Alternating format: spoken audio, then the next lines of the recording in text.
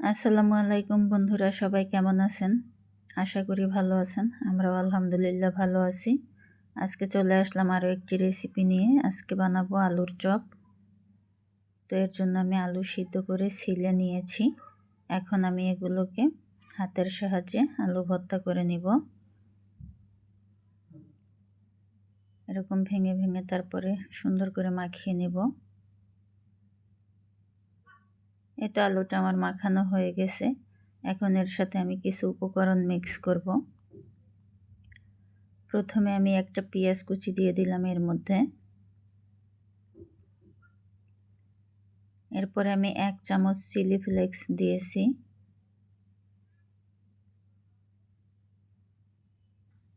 Half চামচ গরম মশলার ফাঁকি দিয়েছি। স্বাদ মতো লবণ দিয়ে দিয়েছি।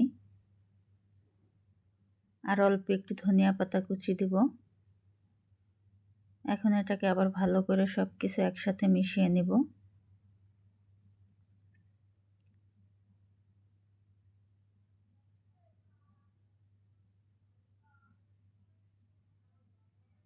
এই তো আমার মেশানো হয়ে গেছে। এখন এর মধ্যে আমি 1 চামচ ঘি দিব। ঘিটা দিলে আলুর চপটা আরও বেশি মজা হয়। এই তো ঘি দিয়ে আমার মাখানো শেষ। এখন আমি হাতের তালুতে একটু ঘি মাখিয়ে নিয়েছি। এখন আমি একে একে এগুলোকে আলুর চপ যেভাবে বানাই আমরা সাধারণত ওরকমভাবে শেপ দিয়ে নেব।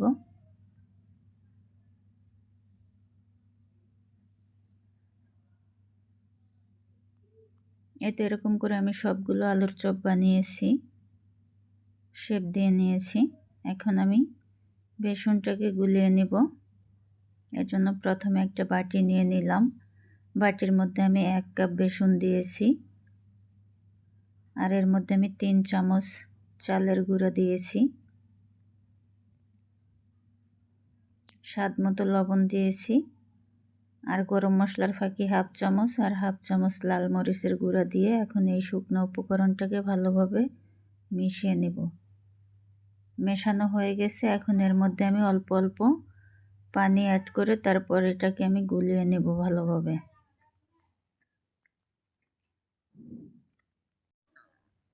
পানিটা একবারে দিব না, অল্প অল্প করে দিব।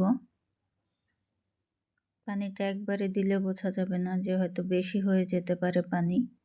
এজন্য আমি অল্প অল্প করে পানি দিয়ে তারপর ভালোভাবে মিশিয়ে নেব।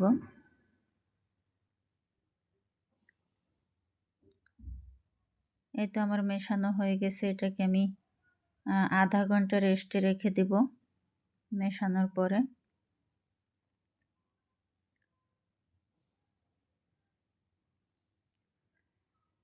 এই তো আধা ঘন্টা পরে আমি এর মধ্যে আধা চামচ বেকিং পাউডার দিয়ে দিব। বেকিং পাউডারটা দিয়ে আবার ভালোভাবে মেশাবো। এরকম একটা হ্যান্ড উইক্সের সাহায্যে সুন্দর করে মিশিয়ে নিব। এখন আমি আঙুল দিয়ে দেখিয়ে দিচ্ছি এটার ঘনত্বটা কীরকম হবে। এই যে এরকম হবে ঘনত্বটা। এখন চুলায় চলে যাব। আমি আগে একটা কড়ার মধ্যে তেল গরম করে রেখেছি। এখন আমি এক একটা আলুর চপ এই ব্যাটারের মধ্যে দিয়ে ডুবিয়ে তারপর কাঁটা চামচের সাহায্যে আমি তেলের মধ্যে দিয়ে দিব।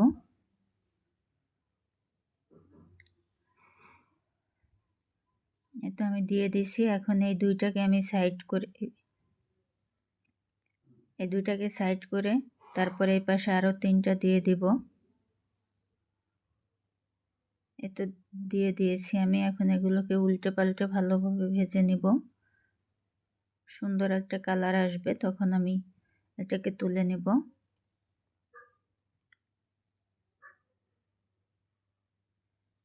আলুর চপের মধ্যে ঘি দিলে এটা অনেক মজা হয়।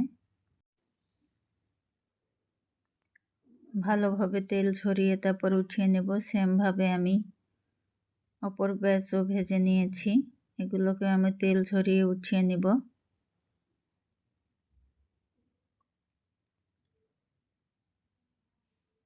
বন্ধুরা, আমার ভিডিওটি যদি ভালো লেগে থাকে আমার চ্যানেলটি সাবস্ক্রাইব করবেন। ভিডিওটি দেখার সময় একটা লাইক দিয়ে দেবেন। ফেসবুক পেজ থেকে দেখলে ফলো দিবেন। আল্লাহ হাফেজ।